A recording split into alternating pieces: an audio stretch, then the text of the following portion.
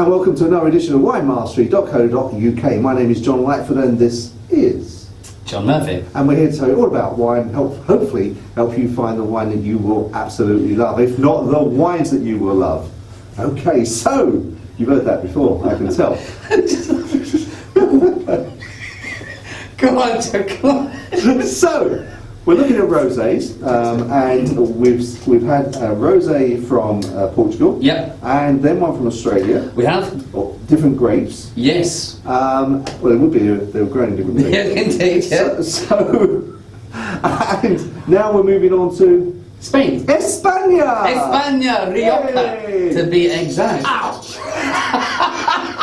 Be careful, John. It's not that big of you. Careful. But I like your excitement. Yes, we are going to Rioja. These guys are called Conde Valdemar, which I must just say, Conde Valdemar are some of my they make my favourite Riojas. Do these guys? They are absolutely stunning.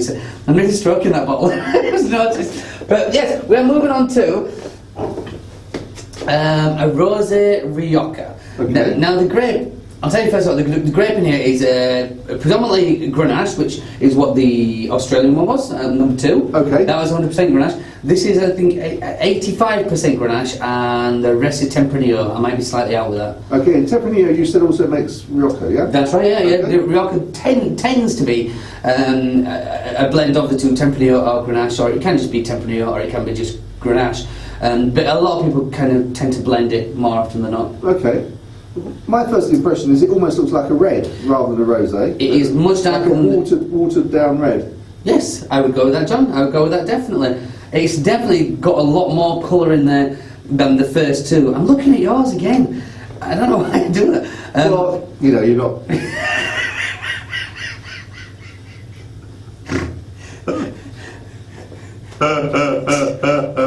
Two glasses in, this is. 2 glasses in. So anyway, yes, I'm going to look at mine now completely. Yeah, it does have, like you say, it's like a watered down. Look at mine again. I am. It is more like... You got to be careful. It's like a much more watered down red wine. Kind of a hint of that ruby colour in there coming through now. Yeah. A bright ruby. Yeah, it is. It is very bright, yeah. But very, very different to what we've had now. My understanding, well, I know Grenache, it is quite a full-bodied wine. In fact, it's usually quite big, isn't it? And it also has kind of nice aging potential, does the Grenache.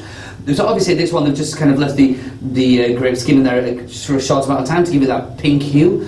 Well, maybe they've left it in just a bit longer. They may have, but it's leaning onto a good kind of red colour. Yes, I'm gonna nose it. Okay. Whoa!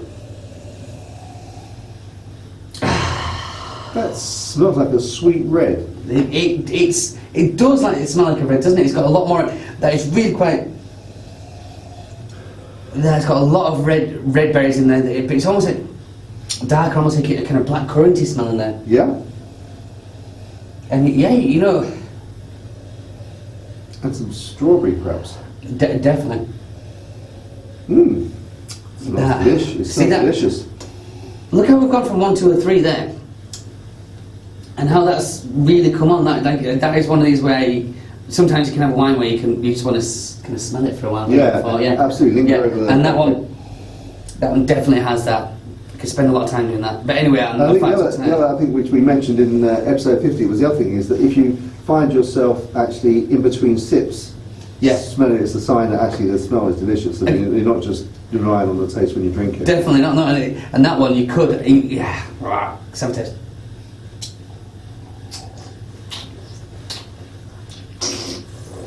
Mmm. Ooh.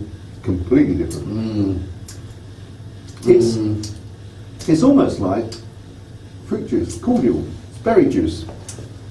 Yeah, I think you are absolutely spot on with that. That is exactly what it is. It's got all sorts going in there. I mean, again, that kind of black currant, the raspberry, the strawberry, everything you would expect from a kind of rosé wine. And it is just like a cordial. It's refreshing, yet got a lot of flavour. It's not too cloyed. Good length on there. Not too bad with the acidity. Yeah. The thing with this one is you don't leave this around with a little toddler because they just assume it was. Yeah. And honestly, it's hard to describe the kind of the lightness it's got, yet the complexity it has.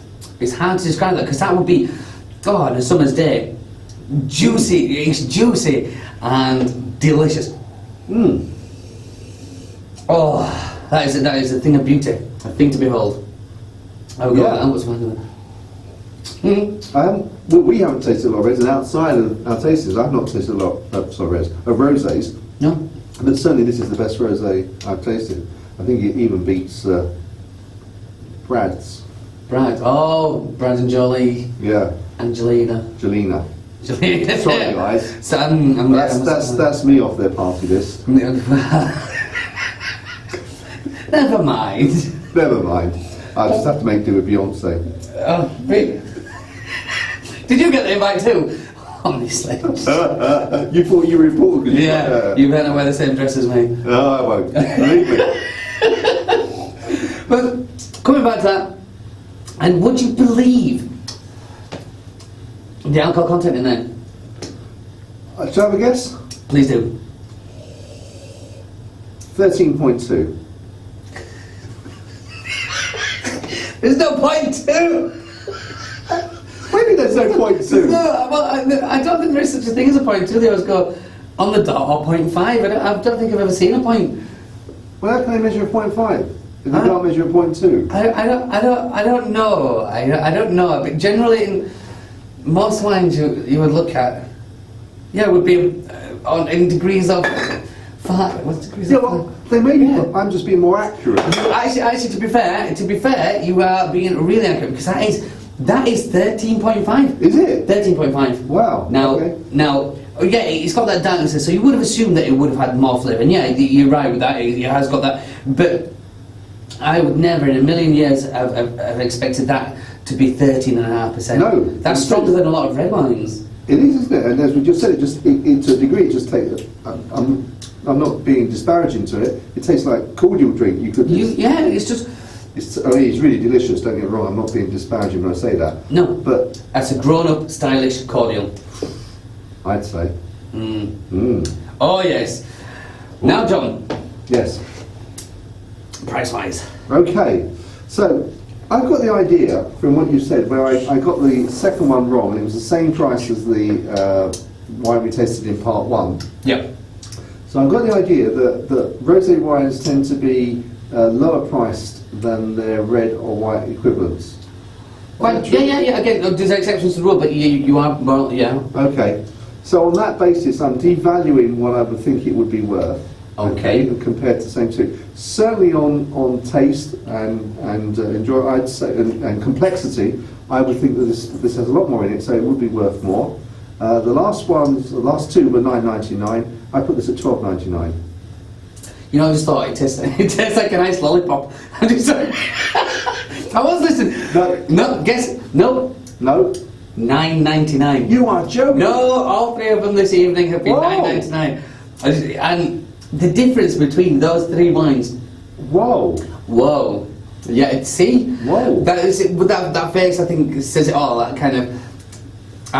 For under a tenner, we'll say. Yeah, but it is, technically. Technically, under a tenner. That's 13.2, but not 13.5. We had together. Oh, but that is just stunning. I can drink a lot of that. Yeah, that is delicious. It is. I'm still looking at you. I think that I'm so impressed with that. Yeah, I'm going to buy one. You're going to buy one. Now, I think this is a first. I'm not.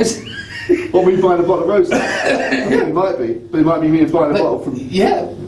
Well, I think that's praise right there. It's putting my money where my mouth is. Well, Doesn't happen often. If you ever do get the chance to try it, I mean, obviously you can buy it from us, but if you do find anyway, Conde Valdemar, get stuck in.